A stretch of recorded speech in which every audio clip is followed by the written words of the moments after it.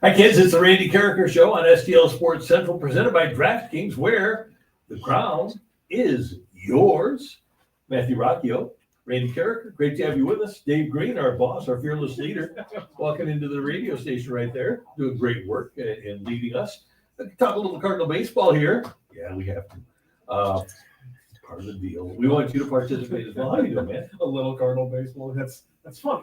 Yeah. It's funny. You think we're going to get out of here scot-free like that? We're going to get out of here completely undamaged, uninjured. This is going to be a rough one. There's going to be some bruises. There's going to be some cuts, some scrapes. Okay, so It's going to be a little bit rough. Over the years, since basically 2008. That's a long time. Yeah, it is. 8 till 17 8 through 24. Christ. John Mozeliak, the Cardinals' president of baseball operations, before that, general manager, he would say something to the effect of, we expect to win. We expect to contend for a division title. Sometimes he would say after a trade, we hope that we can surprise some people. You haven't heard that at all since October, have you? So here's my thing. If they aren't saying, we expect to win, or they aren't saying, we hope we can surprise some people, why do you think that they're going to win or surprise some people? If they aren't telling you they're going to win the Cardinals, let's believe them, okay? Now, this is a team that is ascending, we hope. It's a team that, as you all know, is getting an opportunity. The young players are getting an opportunity. This team was never built to win this year. This was a year to find out about what they have. And unfortunately, to get out from under what they have in the pitching department, to get out from under Miles Michaelis, to hopefully be able to trade Eric Petty, which probably has gone by the boards, that opportunity has. Matthew, this is not a championship team. I thought before the season started, I said they could win anywhere from 71 to 83 games. And my feeling about that hasn't changed. 71 is what they won 2 years ago. 83 is what they won last year.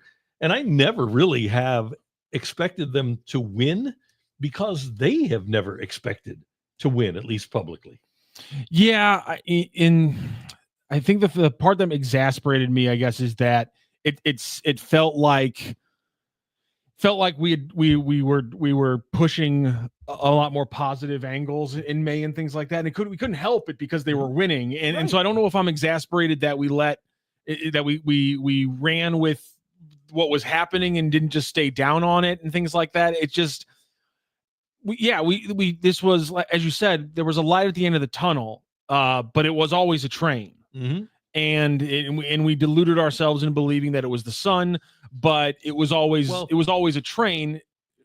I don't think we're Pirates or, a 1993 to 2013 Pirates territory or 1985 to 2014 Royals territory. I don't think that it's that bad.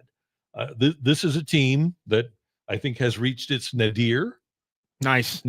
With its 71 win season a couple of years ago. There are talented players here, but players need to learn how to play. It's very rare that you have, and we got lucky because we had Vince Coleman, because we had Albert Pujols. We had young players that knew how to play. But the other thing we forgot about, because basically from the time Tony La Russa got here until the time Tony La Russa left, and then with Mike Matheny and for a time with Mike Schilt, the Cardinals were always about getting veteran players, whether it was going out and getting Tony veteran players like McGuire and Edmonds and Kyle and Vigna and Renteria and Matheny, or whether it was getting him veteran players like Scott Rowland and down the stretch. We've never really had to have key centerpiece players that were going through the maturation process that major league players generally have to go through to become good. They trade for Matt Holliday, things like that. And then they go out and get Arenado and Goldie, and they sign a guy like Sonny Gray. This is an event in going with pretty much a complete youth movement that Cardinal fans haven't had to endure, and I don't think that we have a really good understanding. They have a good understanding now in Detroit of what you have to do with a youth movement. You have to endure some rough times as players get better. But I'll say this about baseball players and athletes in general. Normally, they aren't at their best in their first 2 or 3 years. Normally, they reach their peak in their 6th or 7th year between the ages of 28 and 32. That's when you see the best of players, and the Cardinals just don't have many of those guys right now. They're a lot younger than that. And I think if there's people who are annoyed, it's that there are a lot of players who they are not classifying as young, who are getting a lot of time. Obviously, Michaelis and Fetty are in there, are 36 and 32. I think the issue is that baseball young is just different than other sports.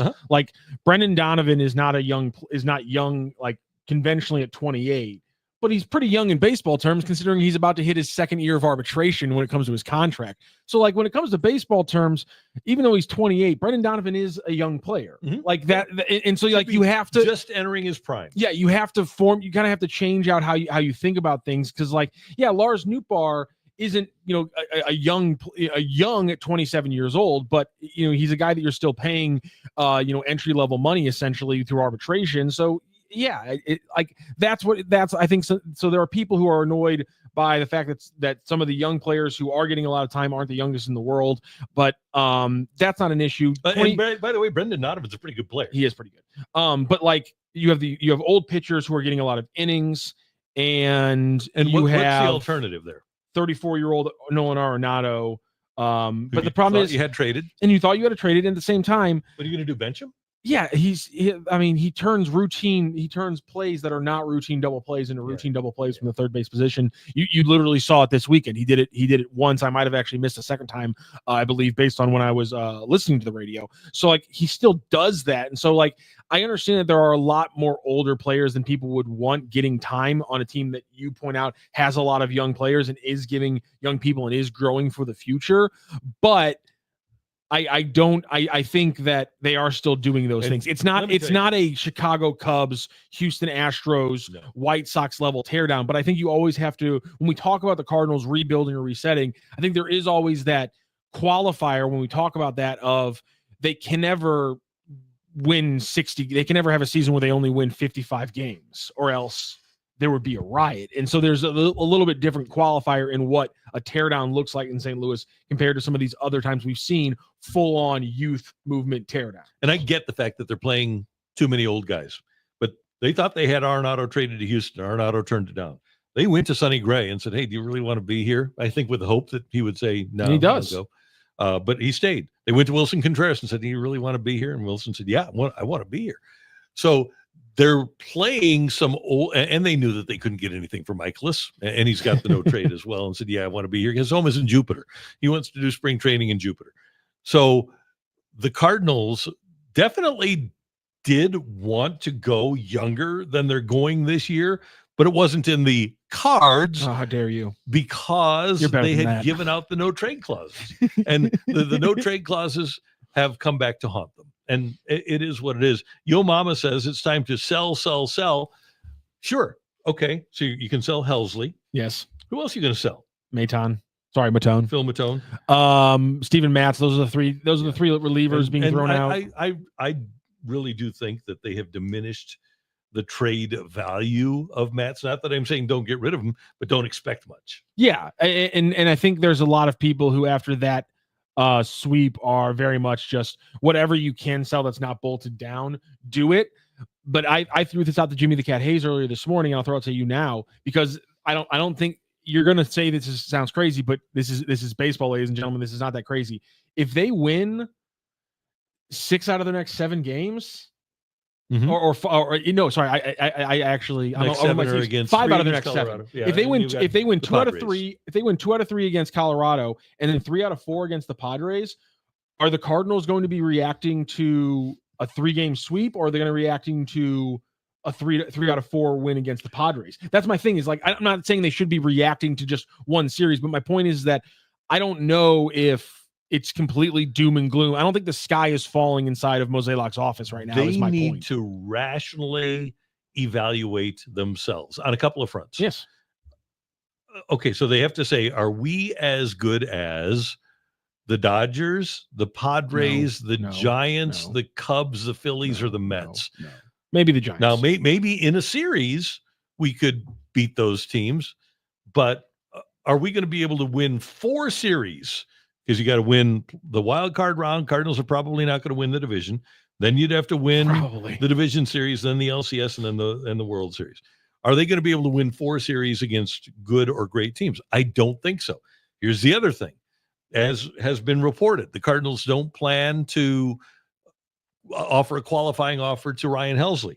Well, you don't let assets walk out the door. If you aren't going to qualify him and you already know you aren't going to qualify him, then you darn well better get something for him at the trade deadline, because otherwise he'll walk out the door and you don't get anything. You don't get a draft pick or anything. So from that perspective, yes, the Cardinals should absolutely sell. Never let an asset walk out the door for nothing. And what they should do, and Bernie has brought this up, and I don't know if it's as doable as it was for Doug Armstrong a couple of years ago. Remember when he beat everybody to the punch? He sold everybody within between 3 weeks and a month ahead of the deadline, got rid of O'Reilly, got rid of Tarasenko. They did wind up right next to the deadline trading Barbashev, but pretty much the hay was in the barn by the time the trade deadline came. He beat everybody to the punch, and he got a number 1 for Vladdy. He got a number 1 for O'Reilly. It worked out really well. If I were in the Cardinals' shoes, if I were in Bill DeWitt, the junior's shoes, or the third, or Mo's, I would say, okay, let's get it done now. If we've already made the determination that we aren't going to have Ryan Helsley here next year, well, let's not have him here this year. Let's try to get the most value for him that we can get. And oh, by the way he has pitched this season, the value is only going to go down if you're judging by the way he has performed already this year. Yeah, I think that's all fair. Can I ask a quick question? Sure. Because I saw the reporting and I dove into a lot of the writing this weekend, but I don't think I saw this. Why, if they can't trade him, why would they not offer Helsley a qualifying offer? Because they don't want him to accept it. But can't you just like trade him at the deadline next year at the same, like, it's not like, I mean, I guess is the cost that they don't want to pay him problematic? that. Yeah, they would not want to. Is that it just comes down to they don't want to, like, because I feel like if he has a good like back half of the season, like he's still got a lot of value even at the qualifying offer money, where you could then offer him back up at next year's trade deadline and still get a pretty good haul. I feel like I'm not saying that's the most ideal thing. I was just kind of a little bit surprised that there was such a definitive, they will not offer him a qualifying offer. And it just comes down to they don't want to pay him that much money. I last year the qualifying that probably offer was says about something. 21. Yeah, and that probably says something they don't want to pay even one of the best potential relievers in baseball that much money. I think for AAV that would be right there among the highest AAV in baseball for a closer. Yeah, but I mean, is that what Ryan Helsley should be getting paid? Maybe not after this year. Last year it was 21.05. It'll probably go up 10%. So 2.1 probably be that is a lot. 23 million for 1 year. And they have other guys, but just trade him. Just trade him. Get it over with and rip the Band-Aid off. Now you get outscored 22-7. So we're talking about Helsley here, but Palante was a problem. Gray was a problem, which you kind of didn't expect. And Michaelis gets rocked in the first inning again. And then he says he was solid. He might, come on, Miles. Let's read the room. Okay. You allowed 4 runs in the first. You were not solid. Okay. You walked a guy, you allowed a home run. You were not solid. And I know what he is. I wish he knew what he was. Because he's a number 5 starter. We've got too many number 5 starters here. And when you allow 4 in the first and you put your team behind the 8 ball and you aren't scoring any runs anyway, you were not solid. And then just to walk away. Somebody asked him about his curveball, right? And he walked and said, no, one word answer and walked away. Come on, give me a break. Let's be honest. If you sucked, I really appreciate and admire the athletes that if they suck, they say they sucked. I'm really shocked that you watched Miles Michaelis' postgame. Well, I did not lock into his postgame after. I was wanting to keep track of Jimmy the Cat Hayes and what he was asking. That's fair. Yeah, that was. Yeah, I was very much tapped out on the Cardinals by that point. Well, and Sunday. A lot of that is because they had to put Nolan Gorman on the IL. Why do you think they had to do that? He's got a week back. How long's he had that? About a week back. Oh, okay. You knew it was going to happen as soon as the DL thing went across the screen. The DL thing went across, or IL thing went across the screen, and I was like, yep. Yeah, we don't want to call people disabled. Randy's going to make that joke. That's going to wind up on Truth Social. They have to change it back to the disabled list. Jesus Christ. We're in fine form today. Your mama wants to trade Wilson Contreras to Seattle. I was trying to trade Ivan Herrera to Seattle last year. think that would have gone poorly. I have no problem, but Wilson Contreras has a no trade clause, and he wants to be here. So I think that you run into some problems unless you just say, go to him and say, "Hey, Wilson, we're trading you," and then he says, "Well, I want $30 million to be traded," and then you have to say, "Yeah, okay." Or I want $30 million added to my contract. That's the way those things generally work. Well, there is some change happening. Michael McGreevy is going to be on the mound big man. tonight. They're going to be skipping Matthew Liberatore's start, and that kind of lined up perfectly with the conversation we had on the show late last week when we talked about both Matthew Liberatore and Andre Palante hitting their season total in innings, and it appears based on their rhetoric that they're rolling that, major league innings are what counts. So the 120 innings of combined work for Matthew Liberatore is not what they're basing it off of. They're basing it off of major league work, and so he's already at the career high, and so they're going to skip a Matthew Liberatore start. They're going to go with Michael McGreevy, and I have to assume that this means we'll see this won't be the only skip start for Liberatore, and we'll see a skip start for maybe Palante at some point in like August or September. Yeah, I would think that'd be the case. Because Palante's about to, if he hasn't already, he's going to hit he's gassed. He doesn't look good, and he's hitting his career high as well. So those are all things you have to make moves. Your thoughts on the McGreevy start tonight? I'm glad that they're finally doing it. I would have liked to have seen it earlier, but it is what it is. I think we tend to forget, and we've talked about this, Matthew, that he threw 173 innings last year and was pretty good in September. And I think that the Cardinals, I understand that they wanted to give runway to even their veteran guys, but they just went too far with Fetty.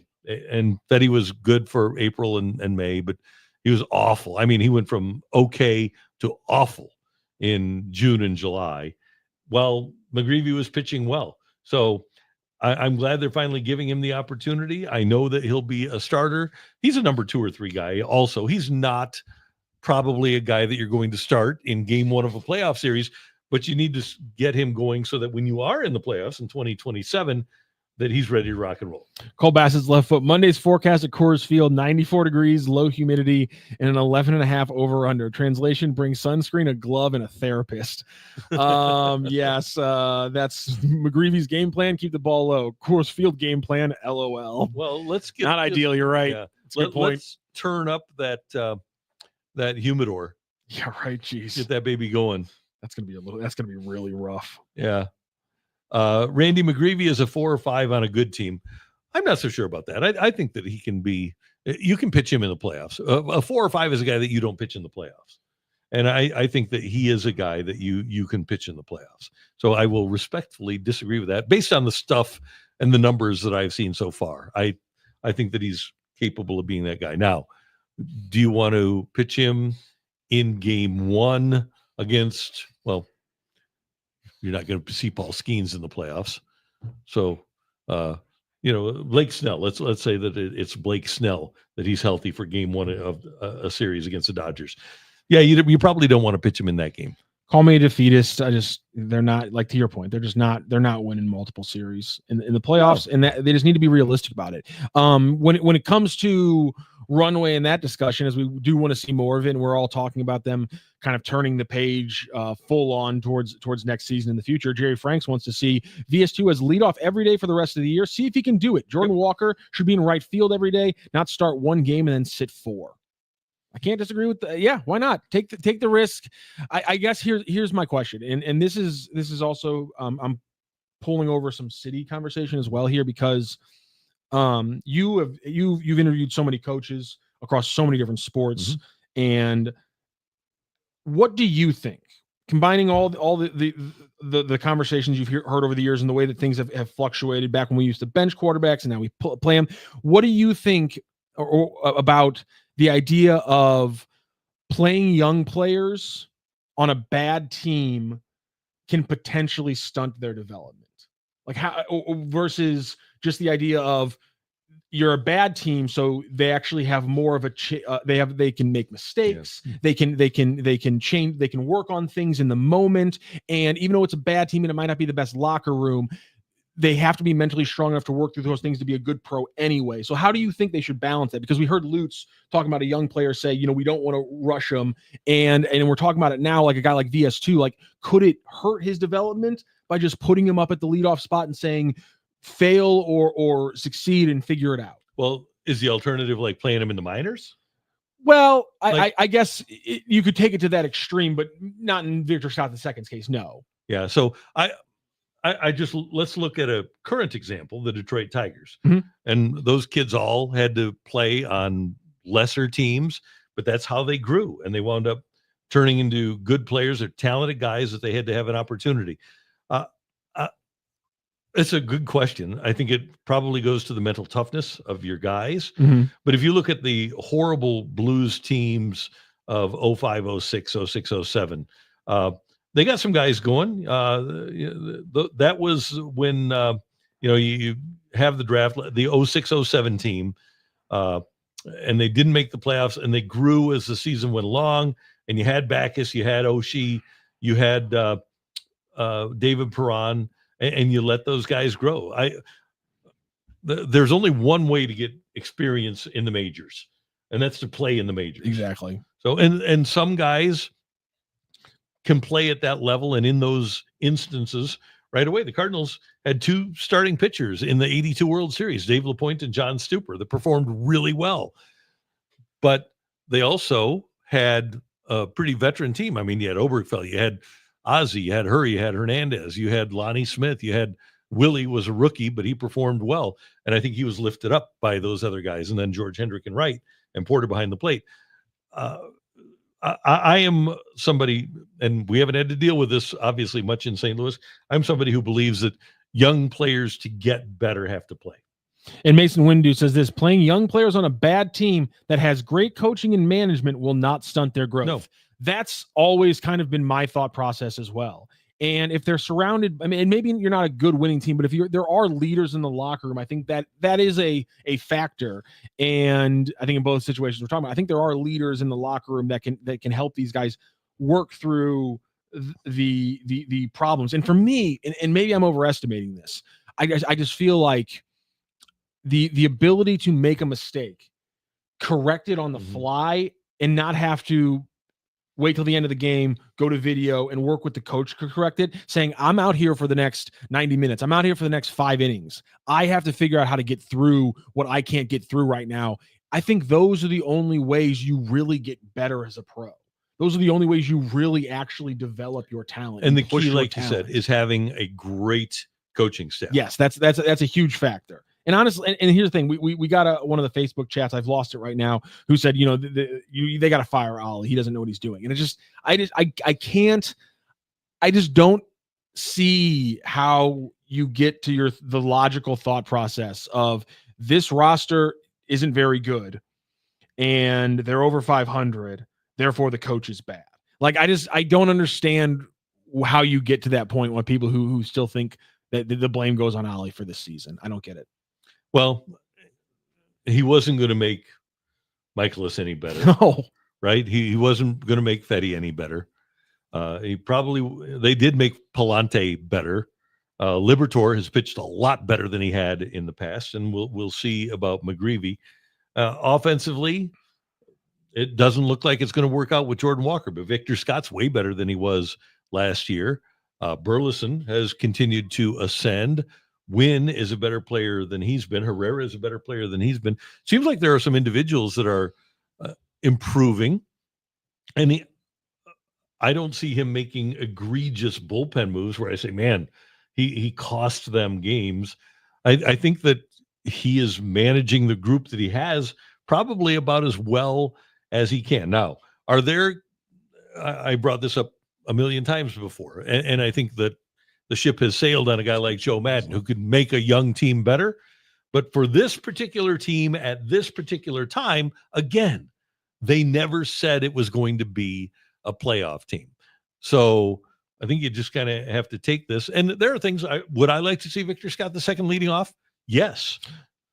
How about hitting Scott, Herrera, Donovan, 1, 2, 3? Can we agree that some of the messaging did get muddled there in late May and June when there was a lot of talk about how we're going to play these players no matter what, and yes, then they got hurt, but then all of a sudden it seemed like some decisions were made that were more about winning games that every day than there was. And again, I can't fault Ali Marmol for that, but it did seem like there was a shift in the mindset after that such a productive May where they were saying maybe we can't have our cake and eat it. So too. right when Walker got hurt. Yes. and that throws things off, but June they still stabilized, and I still think we heard some of that through middle of June. I mean, John Mozeliak says on July 4th, I don't think right now we're going to trade any of the relievers, but things could change. Yeah. That sounds like somebody who has a different mindset from April would be my point. Ali has been pretty consistent when I have been down at the ballpark of saying, hey, this is a year about runway. It's a year about growth. It's a year about ascent for the players. He said, not that we don't want to win. We go into every game wanting to win. I can't tell the guys in there, yeah, we aren't trying to win, but it's still ultimately about finding out about these players. And one of the reasons, by the way, and they'll go hard, and I think you'll see some of what you're talking about for the rest of this month, because they want to know what these players do if they're in a race in September. That to them, and I ask the question because it's the biggest thing to me, is the biggest evaluation that you can have. How do these players react when they're in a playoff race, when they have a chance and the pressure's on and everything is magnified? I think they want to see that. Now, will they be in the hunt in September? I don't know, but they're going to push a little bit harder to try to be in the hunt in September. Next, you're saying from from now. From now. Okay. Yeah. So I think you'll probably, although it was funny, that Jordan Walker blast on Friday would have been a home run in 28 of the 30 ballparks. Really? Yeah. God damn. Yeah. So, and he had another one yesterday, the one down the left field line that I think was 16 of the 30. And there was another ball hit on Friday that was going to be a home run. And if you go to Wooded Dong, I think it's on Blue Sky now. And maybe it was not Scott, because Scott hit the home run. Maybe Karraker hit one that would have been out in like 27 out of the 30 ballparks. So Walker actually hit the ball hard during the weekend. There wasn't an awful lot to show for it, but he did. And if he hits the same ball tonight, it'll leave at Coors Field. Randy and Matthew, will they be serious competitors for the division or postseason in 2026? Maybe the postseason, but I think they're I'm okay with thinking about 27. I know they're thinking about 27. You don't think they're thinking about September 2026? Yeah, they're thinking about contending in 26, but they're thinking about serious contention in 2027. And that means having your position players picked out that you think can win a division for you and win in the playoffs, and having your young starting pitching ascend to a point where you have a rotation, and this draft was a big part of it, where you have swing and miss and you think, okay, we can do something. Like if you have Matthews at the top of a rotation, they're still hoping against hope that Roby can stay healthy. And then you draft a guy like Liam Doyle, and you have a guy like McGreevy at the back end. And then you've got the guys like Max Radjic, who's been your minor league pitcher of the year. You hope that Zach Thompson, you've got another, I'm leaving another left-hander out that's hurt right now. But you've got a group of young starting pitching that you hope you can get a 1 and 2 out of, and then Palante is another guy, 3, 4, 5. Does the fact that you have Sonny Gray for 2026 but not 2027, or actually no, that's a bad question. Let me ask a different question. If the goal is to really compete in 2027, make the playoffs in 2026, but compete in 2027, because Sonny Gray's deal is backloaded and he's only through 2026, should they be considering trading him? Oh yeah, if he'll go. Yeah. Okay. But he doesn't want to go is the problem. Right. So he'll be 36 in September. Yeah, I think November. Okay, fine. And if he stays here, he has an option? Does he have an option? He's not a player option. He's up after next year. Is it a team option for 2027? There might be a team option. I'm not positive. Let me check. The chatter, Mason Windu is throwing it up, and he's usually 2027, $30 million team. Okay. Option. Yeah. And a $5 million buyout. If he doesn't get traded, and he pitches well next season, No. do they take the club option? No. Because he'd be 38. This will not be a team that you want a 37-year-old starter for. Yeah, that's fair. And the same thing happens all the time. I mean, he's okay. Yeah, I know. He's I nice, forgot who I was talking to. Yeah, no, I mean, well, okay. Listen, he doesn't finish so seasons. He doesn't finish yeah. seasons strong. It's the bottom line. Yeah. And literally the question here is, if they're going to be a competitive team in 2027, do they take the club option for Sonny Gray? And if your premise is he doesn't get you over the hump in the playoffs, then this is a moot conversation. You don't take up the club option. End of story. Okay. I get that. And let's look at his best opportunity to win. Probably Yankees in 2009. You have to think so, yeah. Right? He was 28 years old, and he was on a team that won 100 games. And you know, he started 30 games. I get it. No, started 23. Now, if it didn't happen for him at 28 with a great team that was really going for it, then what should we think about in terms of what he would be at 37 for a young team? Especially 30 older pitcher, dog days. He's not going to get better in August, September, and October probably. And he's like a really good guy to have for this team. By the way, September of that year, he did have a 3.27 ERA, but they only let him start one game. Yeah, I get all that. That makes a lot of sense. Bach Hog, they need to do a lockout, bust the union, put combative balance measures in place, and actually prioritize the game and not the owners and players. I don't disagree with the majority of that, except for if you bust the union, they're going to prioritize the owners. That's just how this country works, baby. But here's the thing, though. If the players would accept the offered 50-50 revenue split financially, it would benefit the players, because right now they're only getting like 43% of the revenue. Why they don't want, well, I know why they don't want a cap. They don't want a cap because Scott Boras is alive and exists. And he wants his players to get their $765 million contracts or their $43.5 million a year, whatever it might be. But the majority of the players, and we talked about this, that 10% of the players make 72% of the money in baseball. So the other 90% of the players make 28% of the money. So 10% make 72%. The other 90% make 28% of the money. So the union doesn't serve the majority of the players. The union basically serves the Boras guys. Don Liddy on the chat. He comes in from the Facebook side. They didn't have much talent when Joe Torre was here, and he still got fired for not winning. Was that a good move? Yeah, I don't know. Was that a smart move by the Cardinals? No, it was not a smart move by the Cardinals. There's your answer. Wasn't a good move. And Joe didn't necessarily get fired for not winning, because the team actually outperformed their talent level in the years that Joe was here. But he just Joe is a guy that wants to go for it, and especially when they didn't even pursue Bonilla, he was kind of bothered. They said they were going to pursue Bobby Bonilla, and then they didn't, and I think that bothered him. And then, in '94, here's the big thing that happened with him.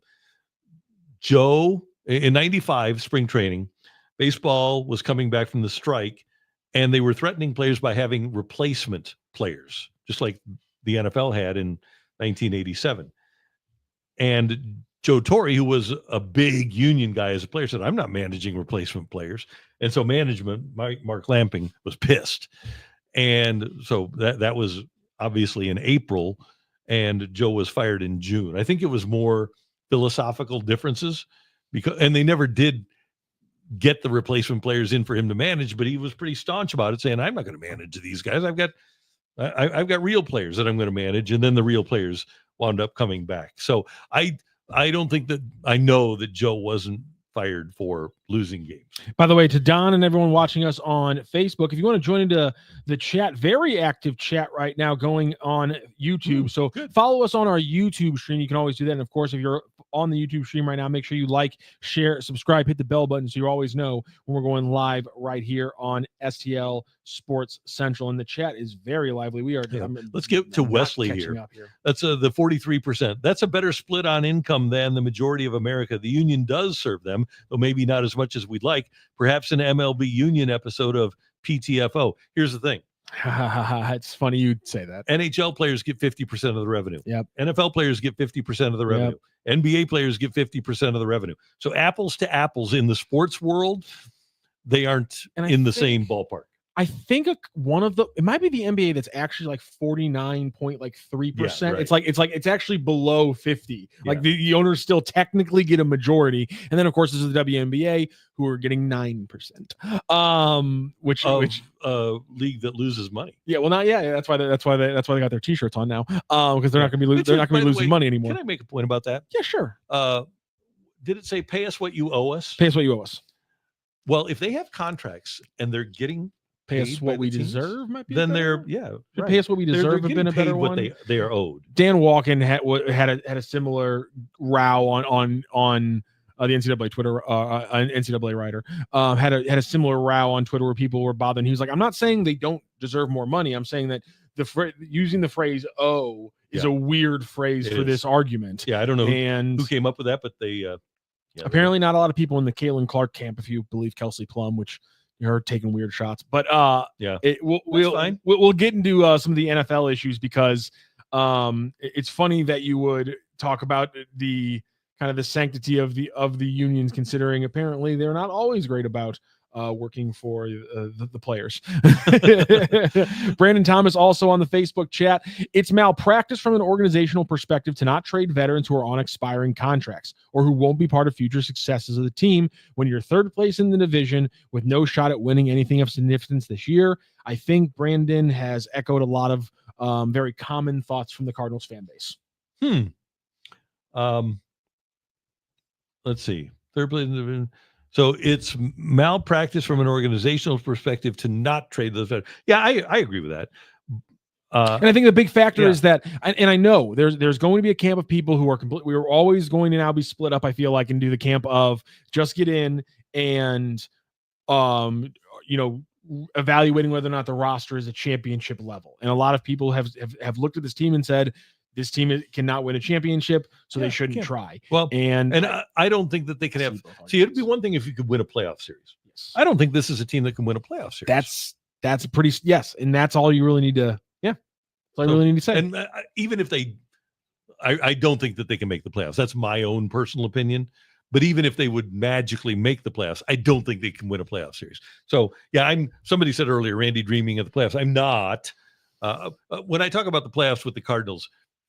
I'm referencing 2027. And that's when I talk about people like McGreevy, when I talk about people like Victor Scott II, when I talk about people like Herrera, I'm not talking about the playoffs this year.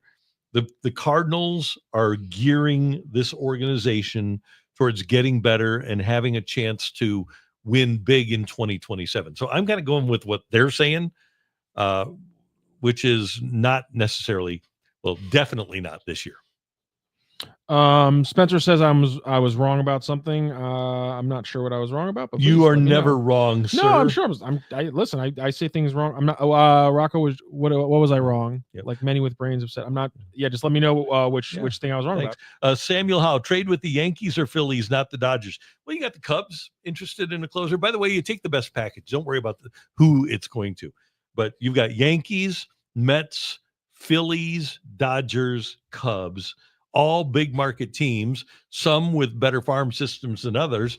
But hey, the guy's going to, if you're talking to Helsley, he is going to be a free agent and he's going to leave you after this year. Don't worry about trading to the Dodgers. Get the best package in exchange when you sell that you can get, and allow Chaim Bloom to be the guy that evaluates that package, because he's going to be the guy that has to deal with it. He's going to have to be the guy that lives with your sale, John Mozeliak. So allow Chaim, if you have 5 offers on the table from 5 different franchises. Let Bloom be the guy. And you don't even have to tell everybody. Just say, okay, here's what we got. Here's the 5 different offers we have. Which one do you like? And let him take it, and then come out and take the flowers for it if you're Mo. Yeah, I think that makes a lot of sense. It has been a little odd. I think we can all agree it's been an odd season. Bill Downton, Mr. Positivity here. Trade anyone you can. So you would want to trade Ivan Herrera. I'm not on board with that. I don't think that they should trade Quinn Matthews.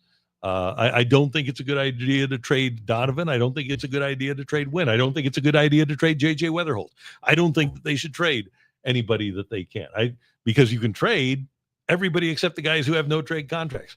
I think you have to, again, look towards 2027. You don't necessarily trade everybody just because you're upset you got swept in Arizona.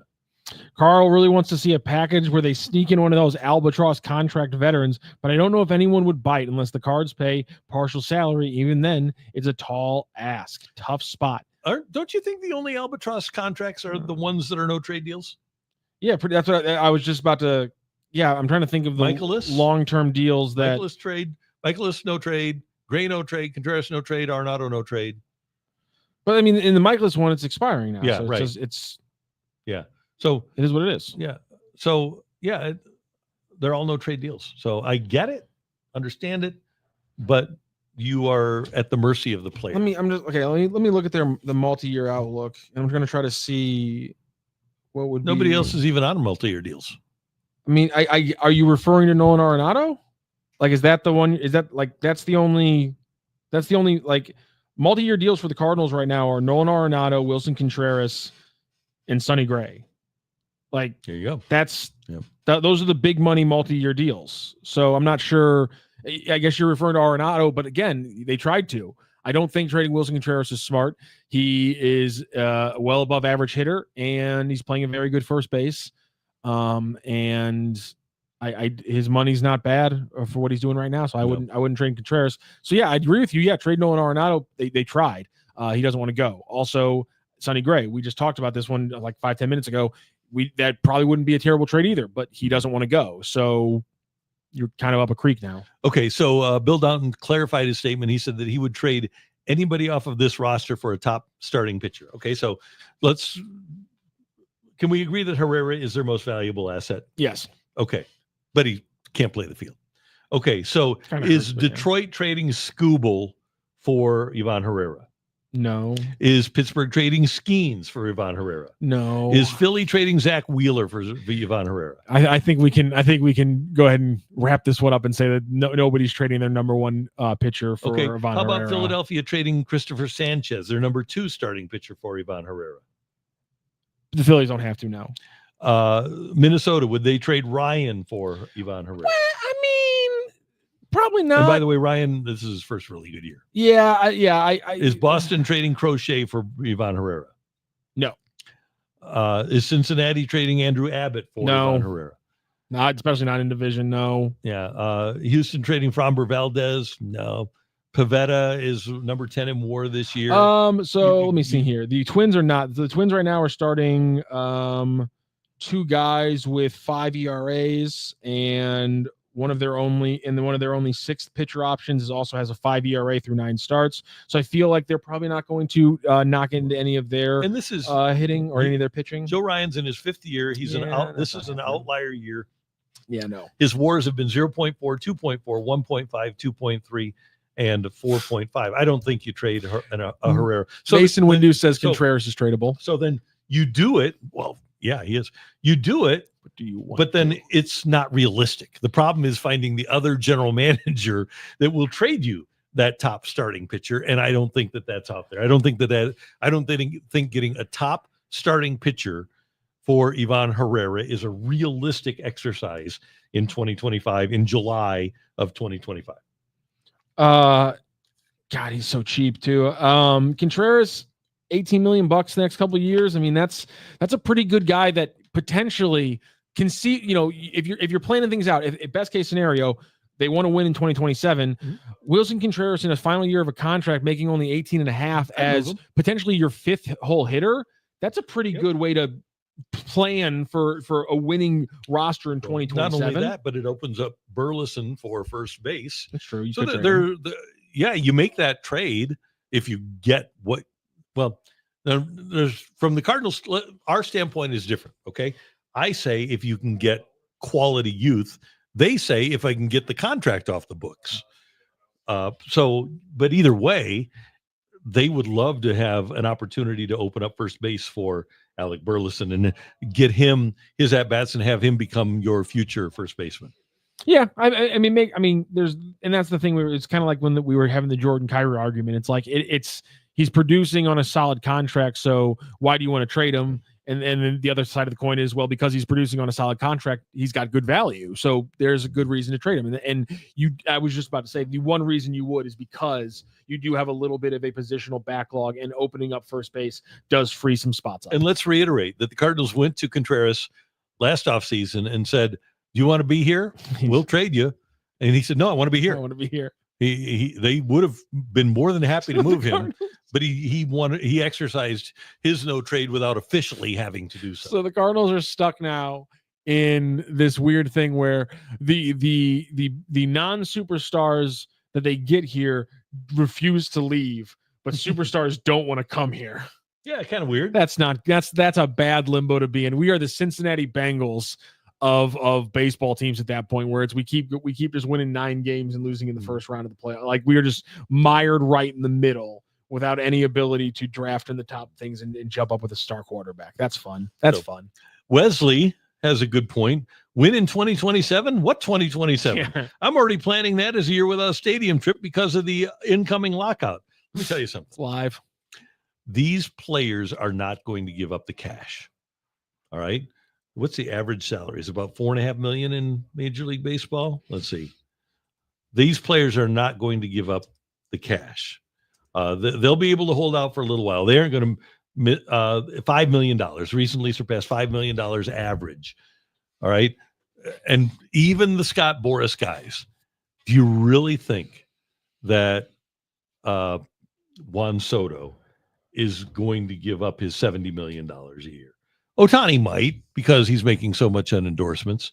But these players that are making outrageous amounts, they aren't going to want to give up the cash. And I would think that they might even succumb to a salary cap, because Manfred's feeding to them that a salary cap would be better for the big group, which it would be. And so when he talks to teams, he's telling them, hey, 50% of the revenue is better than 43% of the revenue. And if you're a team like the Cardinals, all right, and you have smart young players like Donovan and Wynn and Scott, they're saying, you know what, he's right. So I wonder if the young players might, even though they aren't on the executive committee, if the young players might say, you know what, we want our bag too. So let's get the salary floor and the salary cap, where the salary cap will be outrageous anyway. Hey, we ran it down before here on this show. How you've got the 2 highest paid Major League Baseball players. You've got Ohtani and you've got Soto. And then you've got like 24 NFL quarterbacks. And then you've got the next baseball player. It's insane. It's unbelievable. Brandon Thinkpin says, right, win in 2027. What a joke. STL media are not serious people. Well, here's the thing. At no point in this show have me or Randy definitively said we believe they will be winning in 2027. Everything we've said has been the Cardinals believe they are going to win in 2027. That's the plan for the Cardinals. So we're telling you what the Cardinals' plan is because we're aware of that, because Randy talks to people and has information, which is useful. I feel like it should be useful for you to know and evaluate the Cardinals' decision-making process based on this is what they are circling as their kind of window to attack things. So I'm not sure why you think that's our opinion. It's not. We're going off this entire conversation off. That's the Cardinals' plan. Evaluate it from there. If you think that's a joke that the Cardinals are going to win in 2027, sure, that's a fine opinion to have, but that's not our opinion. That's the Cardinals' plan. And I think we've made that pretty clear. I feel like we had, but I kind of had to go through it again. Hey, we want you to know about what's going on with our friends at DraftKings Pick 6. Today is a great day to get involved with DraftKings Pick 6. If you download the app and then use this promo code right there on the screen, STL Sports. Play $5 and you'll get $50 in bonus picks, 10 extra picks to keep the action going all the time. And that's why I've partnered with my friends at DraftKings to bring you Pick 6. It's a great way to play fantasy sports and a great way to watch a game. Today, you've got Ivan Herrera at Colorado. How about Ivan for 2.5 hits plus runs plus RBIs? I think he's going to do better than that. Yeah. I think he'll have above that. So I'm going to go with that for Ivan Herrera. And then I'm going to go with, I think I might go some pitching here. Is that okay? I thought maybe we were going to go to some Rockies hitters and maybe take some offense from the Rockies side, just because, Cole Bassett's left foot, that legitimately one of the best ways to build these lineups, in my opinion, is to look at the game day weather in the city you're talking about. And so high heat, low humidity. I do think it's going to be power all day, I think. And so I think Donovan. Let's go Donovan. I think we had a Rockies hitter in there. My other one, and let's get a Rockies hitter in there. So they're thinking that Jack Flaherty, the over-under for him is 17.5 outs. Jack Flaherty against the Pirates is not going 6 innings. No. So I'm going to go the under 17.5 outs for Jack Flaherty tonight. And then a Rocky hitter. I'm going to go with, who do I like? Which Rocky do I want to go with? Moniak. Going to be, let's go for Goodman. Somebody going to hit a home run? No, I like hits, runs, and RBIs. That's always fun. And especially in a thing like Colorado, where it's just there's gaps all day long. We'll go with Garcia. So it's Liberators pitching. No, it's McGreevy. Oh, no, McGreevy. Sorry, McGreevy's pitching. My bad. I'm insane. Find me a left. How about Ryan McMahon to not hit a home run? Okay. I'm gonna go with McMahon over hits, runs, over 1.5 hits, runs, and RBIs. Okay. Lefty going against the righty and McGreevy. Let's go with McMahon, the middle infielder for the Rockies. He might be playing third base. I'm not sure. Let's go with McMahon to go over 1.5 hits, runs, and RBIs there. Okay, sounds good. If you didn't watch the PG or the Open, I'll call it the British Open, over the weekend, you're missing out because Scotty Scheffler is awesome. Now, is he the best since Tiger? Maybe, maybe not. Yeah, I mean, he's had a really good run here. But Rory won 4 majors in 15, 4 out of the 15 majors that were played between 11 and 14. Koepka won 4 out of 12, as Scheffler has won 4 out of 12. Scotty just seems to be different because he wins more than just majors. And at that point, Rory wasn't dominant in other tournaments. Koepka wasn't dominant in other tournaments. Scheffler is not only winning the majors, he's winning everything. And his run here is kind of like Tiger's. As they mentioned yesterday on the telecast, Tiger went from his first major to his 4th major. It took 1,197 days. Took Scheffler 1,197 days. Difference being, Tiger won his first when he was 21, and Scheffler won his first when he was 26. So Tiger had a lot more runway. When Scheffler's 29 now. When Tiger, in his age 29 year, he won his 9th and 10th majors. So unfair to compare anybody to Tiger. Completely unfair. For a slice of time, though, Scheffler is rocking and rolling. And I think for me, Scotty Scheffler is as likable as any golfer we've seen that is dominant since Rory McIlroy. And that's the thing. That's why it's the best run since Tiger, because it feels like that same like Herculean difference between him and everybody else in the field, where it's like as long as he has, Saturday and Sunday, he's fine. Yeah. And heck, because it got to the point where as long as Tiger had Sunday, you were like, you still have to be worried, guys. And maybe Scheffler's not fully that point, but he's getting to that point with some of these tournaments, and he's just mowing people down. And again, I think we had some fun with criticizing some of his comments, but some of his comments I thought were really incredible in a lot of ways, and just like the ability to separate your home life from your work life and who you are as a person away from your job. I think it's special. And heck, it might be one of the reasons why he's able to just focus in and lock in such a special way. And he practices golf, but he's not going overboard. And I thought it was interesting last week that he said, "Yeah, I go out to practice, and my wife says, hey, thanks for working so hard to take care of us." And Tiger was just so completely consumed. He would go work with Navy SEALs, and he would run in combat boots, and he destroyed his body. And one of the reasons that he had all those issues with his back and his Achilles and his knees was because he pushed his body so hard. So he wasn't very effective after the age of 32, after he won the US Open in 2008 with a broken leg. I kind of have the feeling that the shelf life of Scotty Scheffler might be a little bit longer because he's not doing that to his body. So maybe Scotty can do between 29 and 37 what Tiger accomplished between 24 and 32. It'd be pretty impressive. Cole Bassett left points that out. Tiger won his fourth major at age 24, Scheffler age 29. So he's throwing out the stats that you had earlier and basically coming down on Scheffler a little bit. Again, to your point, it's also Tiger was ahead of everybody in working out in the weight training and things like that. And since then, we've had just every single advance in medicine seems to be all about recovery, elasticity, and those kind of things. And so Scheffler really has a lot of benefits to lengthening his career that maybe that Tiger didn't have, and hopefully he doesn't have some of the issues that obviously hurt Tiger's career. Some of Tiger's issues were fun. Yeah, well, not the car accident following it. Car accident or 9-iron to the window of the Escalade. The 9-iron didn't hit him. Well, it caused him to crash, though. It did cause him to crash, yeah. Joseph Pohl asked me, this is the beautiful thing about golf. I see this text from him, and I don't know if he's saying that because he's an avid golfer himself, or if he actually doesn't like the game, because I play a little golf, and I agree with him. It's a dumb game. Don't know why I do it. I very rarely enjoy it, but yet every once in a while, find myself playing it. Can't help myself. Every once in a while, I'm in the backyard. Yep.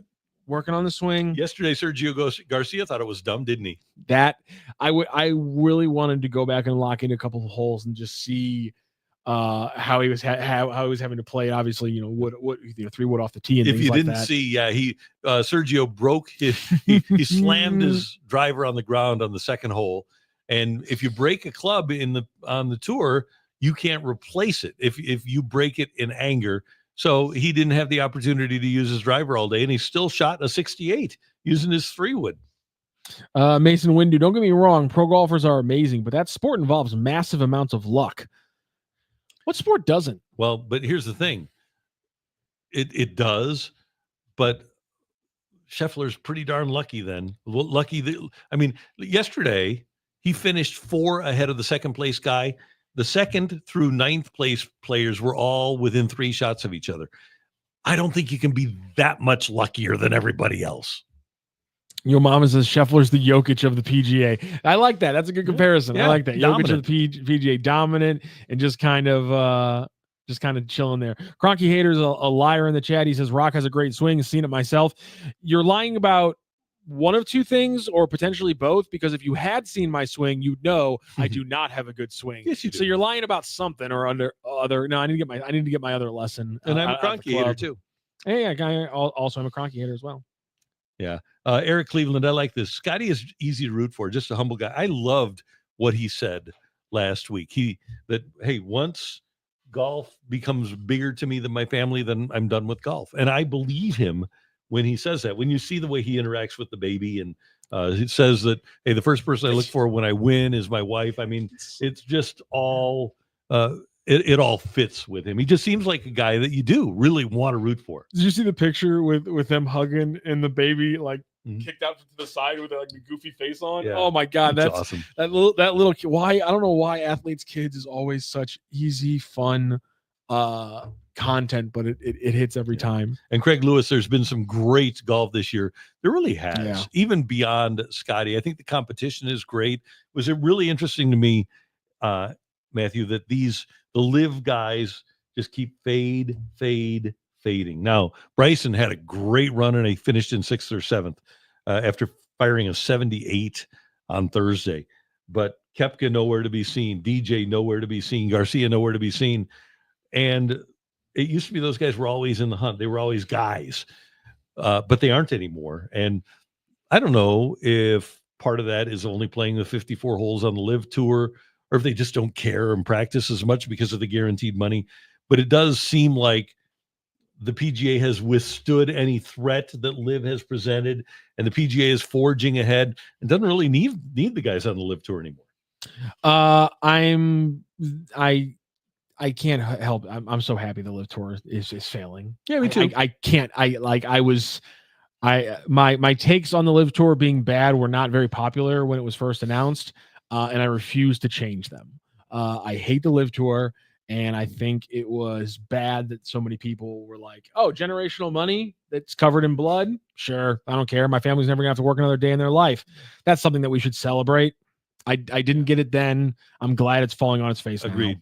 Now. Cronky Hater played with both Rock and Megamind this past fall. Randy was -6 through 6. Do you remember that? I know. I think he's I wish I did. I feel like he's a liar.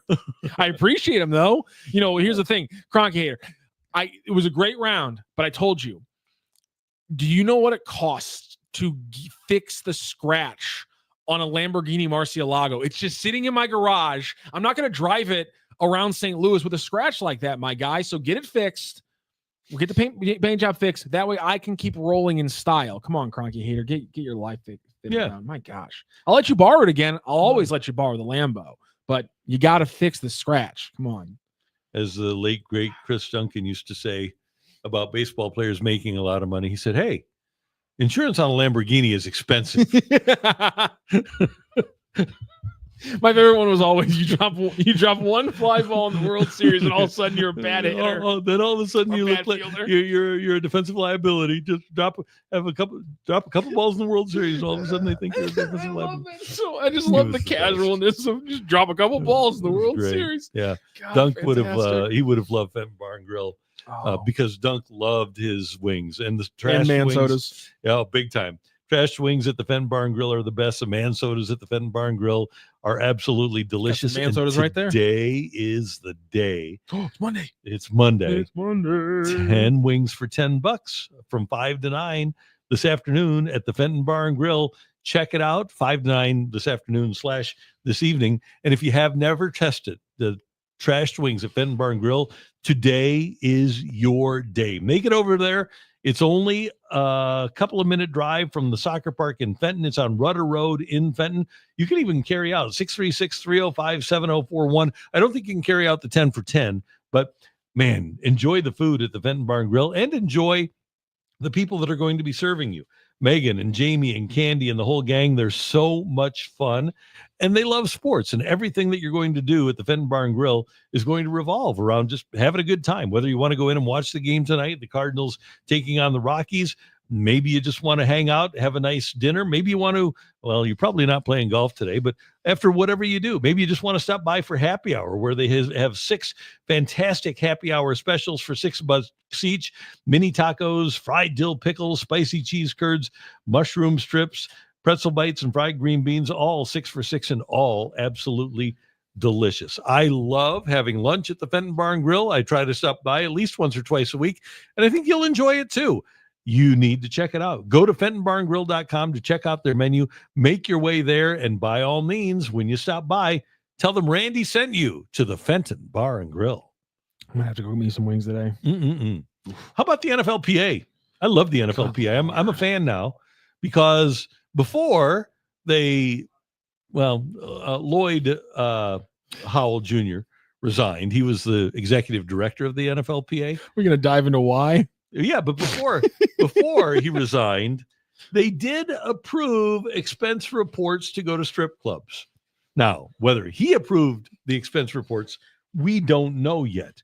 But he did resign last week, and then he took a trip to Magic City. He had like a $700 or $800 charge for a car service that took him to a strip club.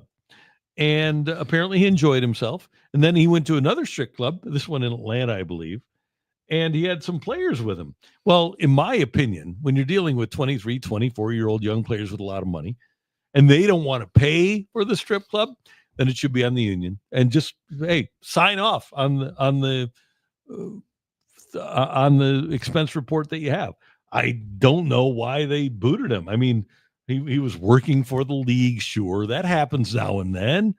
And, he may have done some unsavory, untoward things, but he's a union chief. I mean, didn't this happen with Jimmy Hoffa? So let's just we took care of him. Sorry, Yeah. allegedly. Yeah. So now, in addition, J.C. Tretter, who was going to be one of the favorites to be the interim executive director, he left his position because he said it's been too hard on his family. Oh, interesting. Well, now why were things getting hard on his family, Randy? Because he said he doesn't mind being disliked. Oh, but apparently he was being disliked. Oh, I think, is it maybe because he lost every ounce of trust he could have maybe had from the players that he was supposed to be representing? Because while at one point he did piss off the NFL by apparently telling running backs to fake injuries because they weren't getting paid, but then he turned around and complained about Russell Wilson's guaranteed contract and wanted owner and was part of the collusion lawsuit where owners were apparently were going to work together to not give as many guaranteed contracts anymore. And he was part of, or it was allegedly part of actually hiding those things. He denies that. But yeah, not a good look for J.C. Tretter, who we now know as the president of the the president from the players side of things, as a players representative, was spearheaded the vote to get Lloyd Howell Jr. as the executive director. He told CBS Sports that the other guy that they were considering, there's a subcommittee that voted 10-1 for the guy that was going against Lloyd Howell, but for the actual committee, the 32 player reps, Howell was more impressive in his interview with them and won, and he didn't tell the players about the 10-1 vote from the subcommittee, the executive committee. And part of the reason he didn't tell them is because he didn't have to, because apparently he was, one of his things when he was the president of, when he was from one of the player leaders, is he spearheaded, or he was part of the group that added a bunch of basically murkiness to, they didn't have to be, they got rid of transparencies that they had to tell the players about what was going on in certain meetings. Yeah. And so because they got rid of the transparencies, he didn't have to tell them about the 10-1 vote. And then it led to Lloyd Howell Jr. So there's a lot of reasons, and there's been players posting, active players who have been posting disappointment. There's been former players like Ben Watson, former tight end, who was very involved in NFLPA leadership. We played audio from Chris Long on his Greenlight podcast, where he talked about how it was important to get these people not only out of it, but it was important to make sure that this story was at front and center before training camp, before it all gets mucked up with people throwing passes and hitting people and things like that. So it's good that this has happened, and hopefully the players' disappointment in their union leads to some strength and some unity. Yeah. By the way, the other guy was David White, former chief of SAG-AFTRA, that's the Screen Actors Guild. He was the other candidate that the subcommittee, the executive committee, voted for in a 10-1 straw poll. But then Tretter said that he didn't want to poison the well, as it were. We said, okay, what do we want to do with this information, the 10-1 vote? He said, listen, if this is the best candidate, the board will see that. They'll agree, but we're not going to put our thumb on the scale. We're not going to push them. We're not going to go in there after doing all this work and make it look like we jammed in the person that we would have picked after this moment. So we're going to let both people interview, and we're going to let the board make the decision, and the board made the decision for Howell over White. So I think what has to happen now is you need to find, and this guy had, by the way, the Howell guy had no union background. I don't know if White would come back because it's kind of a mess, but I do think you need to find, this union needs to find somebody. The ideal situation would be to get another player, a Gene Upshaw type. It's one thing to have a good relationship with the league, another thing to have such a relationship that you collude with them to hide decisions that were made by arbitrators. But I think they need to find somebody who can have a good working relationship with the league, but also has the trust of the players and understands what the players are going through.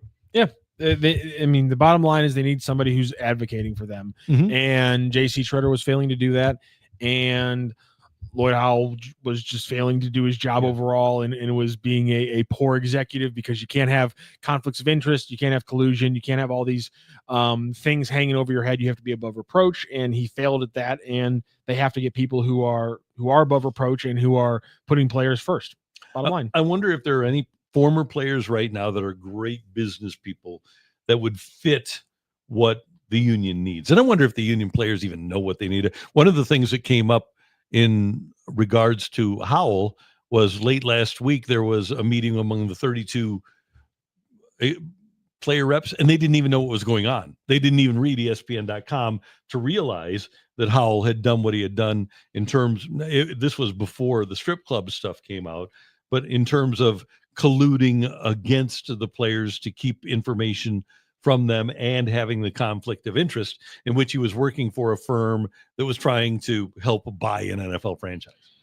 And honestly, I think it might need to be somebody like Chris Long because they're aware of it. They've been away from it. They've dealt with it both insular as a player, and now they have the 10,000-foot view, but also they have a platform that the NFL can't stymie.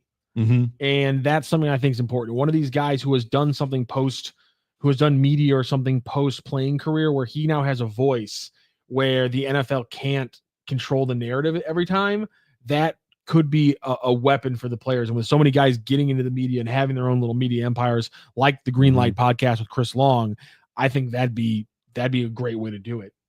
I think that would be a really good idea. I don't know if Chris is so in tune, kind of like Scotty Scheffler, so in tune with his family and wants to spend time. And he's got so much money.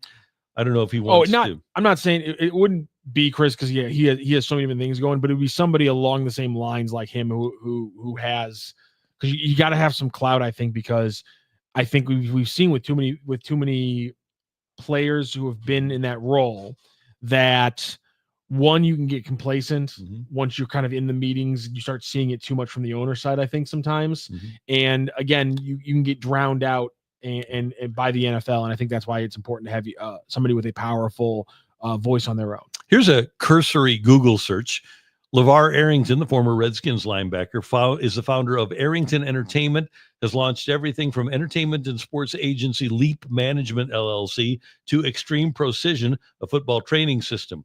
Isaiah Kezavensky, the former linebacker for the Seahawks, involved in nearly a dozen companies, including MC10, which works with wearable devices and has raised more than $63 million. Our buddy Torrey Holt and his brother Terrence have Holt Construction in North Carolina. They do great. And Russell Okung, the former offensive tackle, he's a tech nerd and he's invested in several startups, the co-founder of a foundation that works with young people from underrepresented communities to teach them marketable skills for the tech workforce. Those are former NFL players that have done well in business. There you go. I like that. Those are some good names right there. Players, I'm working for you here. There you go. Yeah, just look at Randy Karraker's working for you. All you got to do is listen. It's not that hard, is it? It appears to be. No. What do you think of Lutz yesterday calling out City players for an embarrassing effort against Dallas FC? Yeah, that was interesting. I actually I cut some of the audio because I wanted to play it here because we just don't hear GMs or sporting directors say things this definitively, I think. And so this was Lutz Pfannenstiel. He joins Tom Ackerman on Sports on a Sunday morning, every Sunday morning. Usually I think it's set right around 11:15 every day, so you can listen to it. And we talked about some positives with Lutz on Friday, and just about 49 hours later, a very different tone for the sporting director. It looks, I mean, I'll tell you, Tom, I feel so sorry for the people who traveled there and out of their own money and had to watch that, because it just was literally, it was a disgrace after the first goal. There was no energy, there was no fight, and it's simply not good enough. You know, we have a huge number of players who are on options. I think they should be smart enough to know that they're playing for their contracts, they're playing for their future. But the way we performed yesterday, I think that was a clear sign that if players don't want to be here, we need to change. And I thought it will be a busy July transfer window again, where we do our needs and we're getting players in who will make us better. But for the January, looking ahead, I think the players need to understand. You know, this is it's professional sports. We're here to win. We're not here to stand around and jog around and don't put the work rate in and don't sprint. As I said, I don't wanna rave even more. It just was not good enough, and there will be some hard conversations this week. Other than maybe independent contractors, I don't know if we've had a more definitive statement from the man calling the shots for a professional team in St. Louis over the last 10 or 15 years. And I would suggest, and this I say this with all due respect, it's one thing if you have one player that you misevaluated in terms of going out and being a self-starter and doing everything that he can to win. If you have multiple players, that's an evaluation issue, or it's a coaching issue that you can't get those guys to play the way you want. One thing Dick Vermeil always said when he would go through drafts, 97, 98, 99, he wanted self-starters. He wanted a guy like Orlando Pace, who was supremely talented, who would be 40 yards downfield on a running play. He wanted a guy like Torrey Holt that could run out every single route. He wanted Grant Wistrom, who was a high motor guy. You need to evaluate your players that way as a director of sport. Some guys are going to fall off, but when you have multiple players that you say didn't try hard enough or aren't smart enough to recognize where they are, that's on you too. And here's my issue with that, because criticizing the talent level of the players is still, I think, on him. But like, these guys did show the effort level in the first 2 years of their deals. And a lot of these guys who were on the field are in the third year of their deal, and now they're showing effort level. So I understand. I don't want to completely just say that that's on him, because these are the same players who in years 1 and 2 of their deals, they didn't have those issues. And he's known Klaus since he was a kid, and he obviously doesn't have those issues, but he said only Berkey had a good game. And he actually said that he protected coaching. He said directly, we won't play the other clip. We can play it. Okay, we'll play the other clip here, because he uses the phrase protecting when he talks about the coaching staff after that. So here's Lutz Pfannenstiel again with from Sports on a Sunday Morning with Tom Ackerman on KMOX. This game yesterday, and I repeat that what happened last week was a very similar team. And then again, they excuse we have so many players out. Yeah, we have many players out, but these players who did very well last week, they definitely have the quality to put another performance on yesterday against a struggling team, and it was not the case. So David, we had a good training week. The coach is working hard, so I really need to put a full protection there over the coaching staff. There's nothing they could have done better. There could have been no better preparation. I also have to say, ownership puts a lot of effort in that the players have everything what they need. They are sometimes even too spoiled, in my opinion. And then you're getting, as a return, you're getting a performance like that. It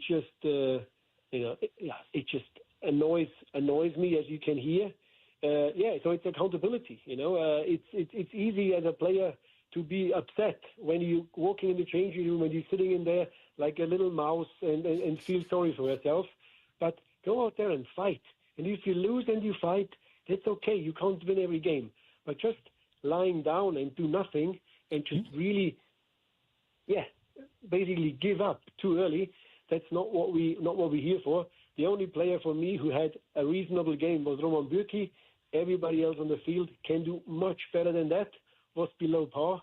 And, that's the just a very simple and truthful summary of that game yesterday in Texas.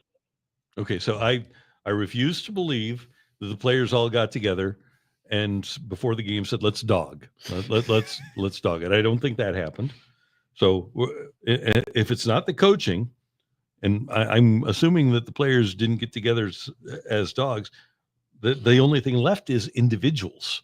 That individually, they aren't mentally strong enough to come out and compete. Yeah. And that, to me, is an evaluation issue. And that's why he talked about January being a time for decision making, because they built this team essentially that they can make a lot of decisions on these players after 3 years.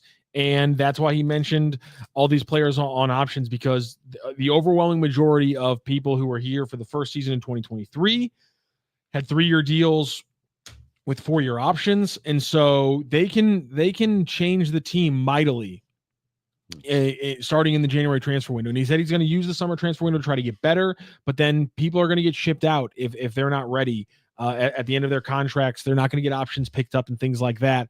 And that's pretty definitive. And that's the one thing he can do at this point is change the players. And at the same time, he's also going to have to find a new head coach, because I understand that they're positive about David Critchley, but to your point, your job is to get him to play.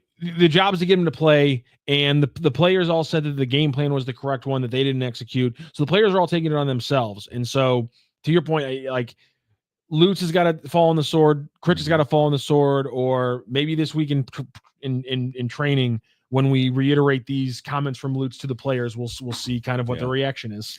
It's something I remember, and I feel bad about this in retrospect, because it was a long time ago. The football Cardinals were really bad in '85. They were really good in '84, really bad in '85. And as it turns out, and Bernie has mentioned this, that was a team that had some drug issues that they were dealing with. But Hanny would say, we got a lot of talent here. We got a lot of good football players, which they did. But if they do have a lot of talent and they aren't performing, what's that leave? Issue? And I hated to do that to Hanny, but you say it on the air, well, okay. So you got a lot of talent and you aren't winning. What's that leave? And that sounds kind of like this. Okay. If the players are physically good enough and the coaching is good enough, then that leaves upstairs with the players. And listen, it's like, okay, fine. These players, they can show the effort when we're winning in 2023. They can show the effort when it's still only a year removed from that in 2024. But as soon as you get into the dog days in the middle, when it's hot and they're on, and we had to fire another coach, these guys don't have it. And that is simply another kind of thing falling, a domino falling, that potentially could lead to a lot of changes, not just on the roster, but in the front office. Well, and I remember, you guys remember how Mike Yo would come out and rip the team, and he bald headed and his whole head would be red. He was just so angry. And down the stretch, when the team wasn't playing for him, he lost his voice in the dressing room, and you knew it. Everybody knew it. And he was just trying to find a way, and he would come out and rip the players. But at some point, you got to, like you say, you got to be accountable. And whether or not it's the players or Critchley or Lutz or whatever, I love it. I love the fact that he said it. But what it does when you do those things is it kind of puts the target on you. Yeah. And I think if they let him make all those changes in January, things will have to be very different in 2026. Yeah. But at the same time, I don't know if necessarily he's going to be the one who makes those changes in January. I mentioned this on The Fight this morning, and tell me if you agree. I fear this franchise falling into local irrelevance because of the continued losing. The Cardinals, because they've been around for such a long time, they can have a 71 win season and people still care and talk about them a lot. The Blues, they won a Stanley Cup. They can miss the playoffs a couple of years in a row, and they have such a hardcore fan base that people are going to be there. Not that St. Louis City SC will lose all their fans, but their opportunity to grow and move beyond just the hardcore soccer base to become members of the group that the casual observer watches. If this keeps happening and they keep losing, I worry about them, because obviously we don't, in the sports media, we don't talk about them as much when they're losing as we did when they were winning. No. And I fear that. I want them to succeed at a really high level. Yeah, it's problematic. There's definitely some apathy seeking into it's pure anger right now for the fan base, but the tertiary people who are going to go and watch and might slowly become fans because it's a fun experience that was there in 2023. It's not there because they're not playing a fun winning style, and I think they could have gotten away in the first couple of years of just playing a fun style and losing. But because they won right out of the gate, it did kind of warp expectations. Yeah, and so definitely. Listen, they're not playing with, they are kind of playing against a stacked deck at this point because of how everything went so well in year one and immediately fell on their face in the playoffs. So, but that's the reality of the situation they now have to deal with. Yeah. And right now it's not going very well. Things are starting to slip away a little bit. And here's the thing, just like a lot of the contracts on the team were 3-year deals, a lot of the season ticket deals were 3-year deals. Good point. And I've seen a lot of people publicly state that they're refusing to renew their season tickets, but usually what happens is people are lying a lot when they talk on the internet. So I'm not sure if that's true. I'll try to talk to some people and see if I can find out how those numbers are going, but they usually keep that close to the vest, because if it's not, we use it as a talking point on shows like this. And they obviously were first in the Western Conference in their first year. Here they are in their third year, only 2 points ahead of the LA Galaxy for last in the Western Conference. So not going great. Not great. Speaking of great, though, great job by Matthew Rocchio today, right Sir, I here. appreciate that. It was fun, and Wilson doing a great job of getting us on the air. Thanks to our friends at the Fenton Bar and Grill. If you're looking for a great place for lunch, dinner, happy hour, it is the Fenton Bar and Grill on Rudder Road in Fenton. And also thanks to our friends at DraftKings, where the crown is yours. We appreciate you being a part of the show. Thanks for all of your input. We love chatting with you and love having you on the show. We will be with you again tomorrow until 10:04 on Tuesday. Have a magnificent Monday, everyone.